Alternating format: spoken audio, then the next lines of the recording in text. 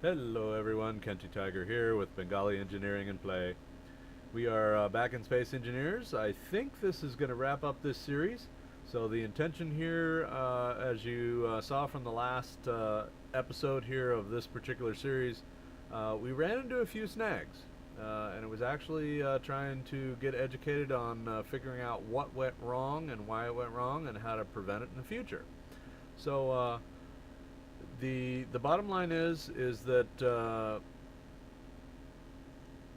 when I was building the torpedoes, I would set the batteries to recharge, and the reactors would keep up.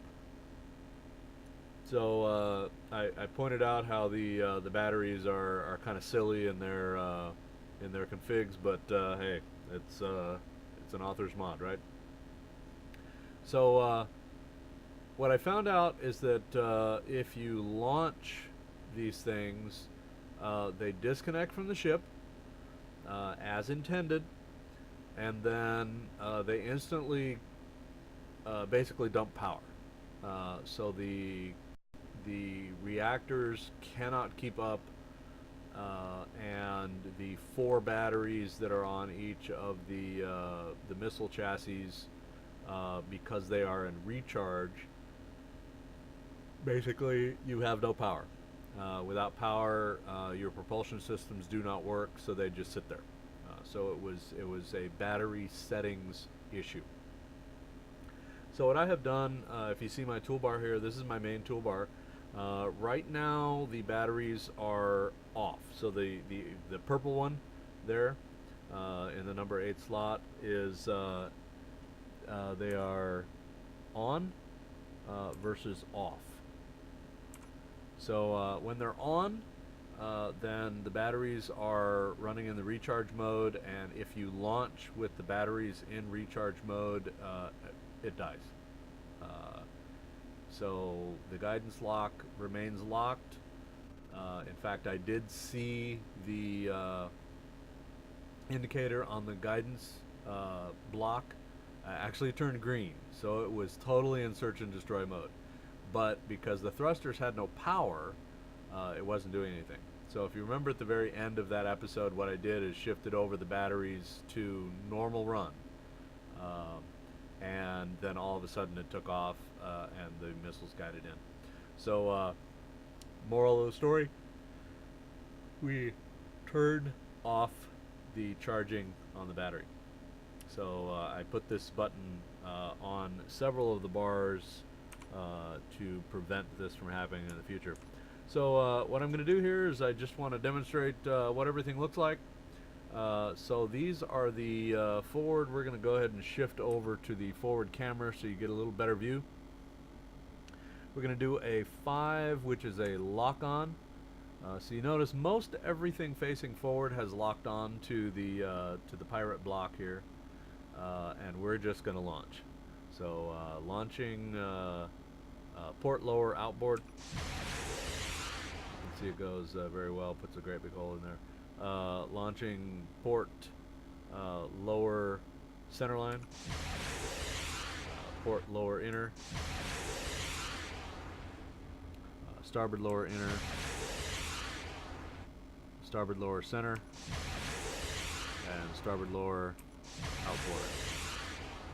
Now you see that the block targeting just went off, and the reason for that is it got to the center.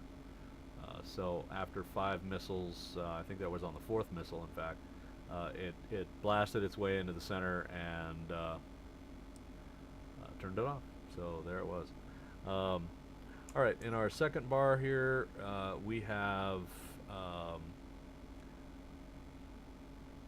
our 2 uppers. So I changed things around. So 1 and 2 here are my port upper. The camera is the same camera we're on now, so the forward view camera. 4 and 5 are my starboard side upper. The battery recharge toggle. So literally on and off for those. Number 7 there is actually the aft missile camera. Now I could have used the aft camera on the bomber itself, which would have been effectively the same. But this is a missile viewpoint because the guidance lock is in a very I don't want to say a narrow cone, but a small cone, a small forward cone. So lock on, guidance lock, and then launch for those. So we're going to launch the last two missiles here, which should already be locked, which is a 2. And then a 5. Alright. So anyway, that was the demonstration of the bomber that, yes, it does in fact work as advertised. It's just a matter of, how shall I say, figuring out how to make things work properly. So that was really, that was my bust in not having the battery set up. Now, I'm one that just, I want those batteries to be charging all the time, unless there is a reason not to. So I always have a button on my toolbars to recharge the batteries. That way I can readily hit it at any time I want, such as when I'm docking, then I can be inbound on the docking. I can charge the batteries, make sure my batteries are fully charged. That way, if something catastrophic happens, bounce off the side of the station or something and destroy one of my reactors, I don't go dead in the water.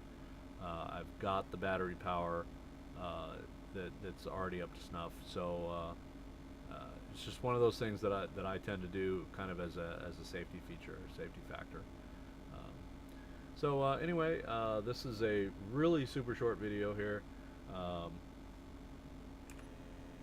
So that was a T to get out of the blocks there, and a T to back all the way out, and you see the bomber here with no more ordnance except for that one in the aft portion there. Anyway, I will be putting the bomber up on the Steam Workshop here, and it is pretty much complete as is. I think I may change out that aft camera. Just because it would be one less button that a user would have to reconfigure. So I would really like to do that. That would just save some energy on the part of the users, whoever downloads and wants to use the bomber. So anyway, with all that said, this is Kenty Tiger. I am signing off, and we will see you next time.